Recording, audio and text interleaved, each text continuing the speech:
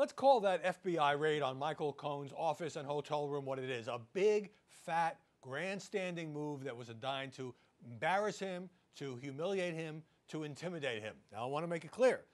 Of course, the FBI has a right to obtain documents, computer records, whatever, as part of a criminal investigation. This wasn't a break-in, as President Trump called it. The Bureau had to go to a federal judge with a search warrant and get approval to do that. But, that kind of, almost figuratively bursting down the door is usually done with hardened criminals. Cohen has been cooperating with the Bob Mueller investigation. He has turned over thousands of pages of documents. And so there was really no need for this. It's kind of a thing that's sometimes done in New York. When Rudy Giuliani was U.S. attorney, I used to cover him when I was based here. He'd sometimes make a big showy arrest of suspected Wall Street white-collar criminals and do the perp walk thing just to kind of send a message. And that's what I think was going on here. Now, it wasn't Bob Mueller himself who ordered this grandstand tactic. Technically, he had kicked that part of the investigation over to the U.S. attorney here in Manhattan. But at the same time, apparently, there are reports that the U.S. attorney recused himself and that it was the deputy attorney general, Rod Rosenstein, who also got criticized by the president the other day, who authorized that raid. Now, as everyone knows, this is at least in part about the $130,000 payment to Stormy Daniels before the election. It was obviously hush money.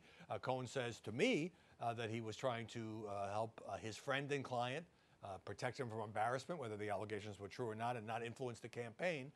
There were reports in the New York Times and the Washington Post that he's under investigation for bank fraud, among other possible crimes. But it really rankled me the way in which this was done. But, it really sort of shocked a lot of people, but particularly the president. And then on his side, his reaction was so angry when he was sitting there. Remember, he's gathered the military leaders and national security officials to advise him on what to do, whether to strike Syria in retaliation for the chemical attack. And he's going off and he's calling this, likening it to an attack on our country.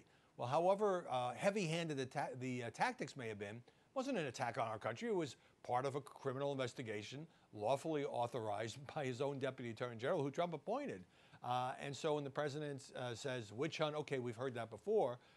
When he says attack on our country, that's going too far. And then he openly talked about whether he should fire Robert Mueller, even as particularly Republicans are saying, please, please don't do this, Mr. President, the firestorm that would create. He said, well, a lot of people have advised me to do that. He's not happy with Jeff Sessions. He's not happy with Rosenstein. He's not happy with Mueller. And he's certainly not happy with his lawyer's office being the subject of this kind of dramatic raid. But this led to one of those banner headlines in the Drudge Report: presidency under siege. When you have the situation with Syria, when you have the president going off as he did, when you have his own lawyer being taken by surprise, blindsided by this search related to allegations by a porn star, and you have the president canceling his planned summit visit to South America, it does feel like a very supercharged atmosphere. So again, I was troubled by the tactics, but the Mueller investigation, Mueller or his designees in the FBI are acting with legal approval to do this. They may have evidence on Michael Cohen that we're not all aware of. But based on what we know, a payment that might turn out to involve some banking shenanigans, that might be designed to shut up a potential witness against the president, witness not in the legal sense, but in the political sense at the end of the campaign, this still seemed like a really heavy-handed thing to do. And I think now that the president is really ticked off about this notion he's going to sit down with Robert Mueller, I think things are going to get a lot hotter on this front before they cool down.